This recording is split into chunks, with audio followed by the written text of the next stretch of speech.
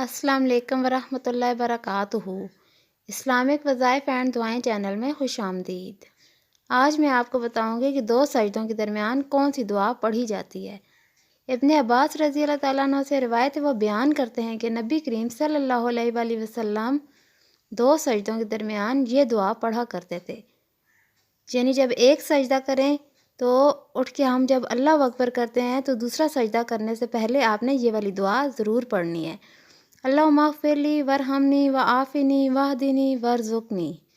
ایک دفعہ دوبارہ پڑھ لیں، اللہم اغفر لی ورحمنی وعافنی واہدنی وارزقنی۔ ترجمہ اس کا ہے، اے اللہ مجھے بخش دے، مجھ پر رحم فرما، مجھے عافیت دے، مجھے ہدایت دے اور مجھے رزق عطا فرما۔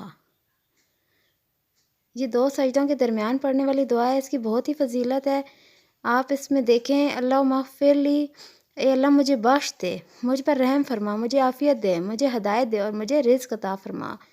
اس میں ساری دعائیں آ جاتی ہیں۔ اچھی بات آگے پھیلانا صدقہ جاریہ۔ آپ دوستوں سے گزارش ہے کہ آپ لوگ بھی ضرور اس دعا کا اہتمام کیا کریں، اسے یاد کر لیں، اپنے دوستوں کے ساتھ شیئر کریں آگے۔ شکریہ۔